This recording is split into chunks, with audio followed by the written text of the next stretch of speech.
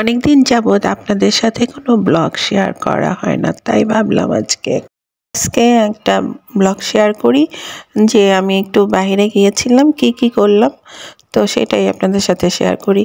আসসালামু আলাইকুম, আমি রোদেলা আছি আপনাদের সাথে। এই তো সকাল সকাল একটু ব্যাংকে গিয়েছিলাম, আর ব্যাংকে গিয়ে দেখি বিশাল এক সিরিয়াল। তো সিরিয়াল দেখে অনেকক্ষণ বসে থাকতে হলো, এবং সিরিয়ালে দাঁড়িয়ে থেকে ব্যাংকের কাজ সেরে তারপরে গিয়েছিলাম একটু সরিষার তেল আনতে, কারণ রান্নার জন্য এখন সরিষার তেল খেতে হয়। সয়াবিন তেলও খাওয়া হয়, আর বেশিরভাগ সরিষার তেলটাই খাওয়া পড়ে।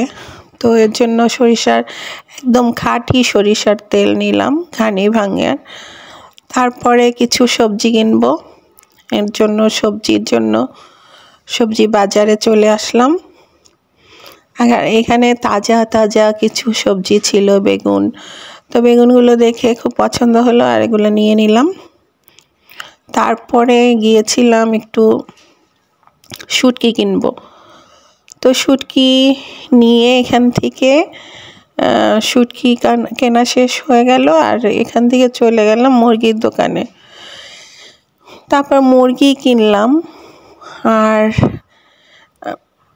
আরও কিছু সবজি টবজি কিনে তারপরে গিয়েছিলাম আরও একটু অন্য জিনিসপত্র লাগতো, সেগুলো কিনতে। দেখুন মুরগিটা কেমনে বসে আছে। মুরগিগুলো নিয়ে আমি চলে আসলাম বাকরখানির দোকানে।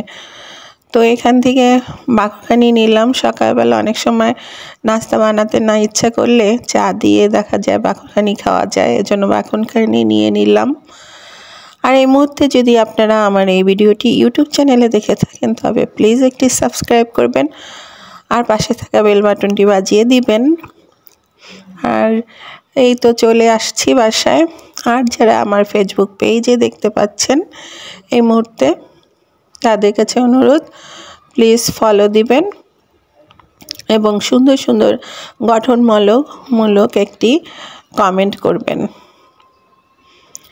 কমেন্ট করলে অবশ্যই আপনাদের খুবই উপকার হবে, কারণ কমেন্টের মাধ্যমে আমি আপনার ঘরে যেতে পারবো। তো এই দেখুন বাসায় চলে আসলাম। বাসায় এসে এই যে টুকিটাকি যা বাজার করেছিলাম এগুলো একটু বের করে নিচ্ছি, আর মাঝখানে আমি চিনি সিয়ানাকেও খাবার দিয়ে নিয়েছি, কারণ অনেকক্ষণ আমরা বাহিরে গিয়েছিলাম যেহেতু, সেই কারণে অনেকক্ষণ না খাওয়া ছিল।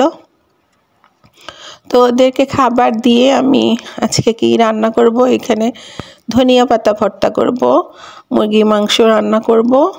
আর ধনিয়া পাতাগুলো আমি ভেজে নিচ্ছি একটু। কাঁচা কাঁচা ভর্তাটা খেতে সবসময় ভালো লাগে না, এজন্য এরকম ভেজে নিলে দেখা যায় একদম পানিটা টেনে যায়, আর ভর্তাগুলো আঠালো হয়, সুন্দর মজা লাগে খেতে। এটার মধ্যে আমি দিয়েছি রসুন, কাঁচামরিচ, আর একটু জলপাইটা দিলে ভর্তাটা অনেক টেস্টি হয়। আর এখানে আমি বুটের ডাল সিদ্ধ করে নিয়েছিলাম। আজকে আমি মুরগির মাংস দিয়ে বুটের ডাল দিয়ে রান্না করব।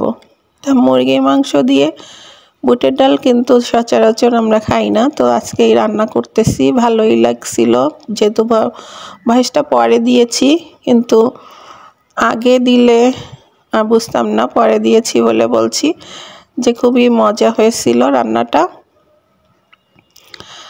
তার গরু গোশ দিয়েই বুটের ডাল খাওয়া হয় বেশিরভাগ। আজকে এই যে মুরগি মাংস সব মশলা টশলা দিয়ে ভালো করে মুরগি মাংসটা কষিয়ে নিয়ে তারপরে বুটের ডাল দিয়েছি। আর এখানে ধনিয়া পাতাটা আজকে বাটতে ইচ্ছা করলো না, বেটে ভর্তা বানাইতে ইচ্ছা করলো না, এর জন্য ব্লান্ডারে করে নিব। দেখেন কত চোনামি বুদ্ধি।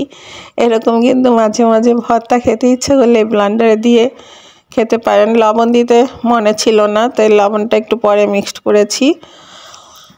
আর মুরগির মাংসটা এই তো কষানো হয়ে গেছে। তারপর আমি বুটের ডালগুলো দিয়ে দিয়েছি, আর অনেক মজা হয়েছিল কিন্তু এটা। গরুর মাংস দিয়ে বুটের ডাল খেতে খুবই মজা লাগে, মুরগির মাংস দিয়েও দেখলাম অনেক ভালো লাগতেছে। তো মাঝে মাঝে এরকম রান্না করা যাবে। আপনারা কিন্তু ইচ্ছা করলে এভাবে মুরগির মাংস দিয়ে বুটের ডাল দিয়ে রান্না করে খেতে পারেন। তো এই তো রান্না বসিয়ে দিয়ে আমার সব রান্নাগুলোই মোটামুটি শেষ হয়ে গেছে। তো সবাই ভালো থাকবেন, আল্লাহ হাফেজ।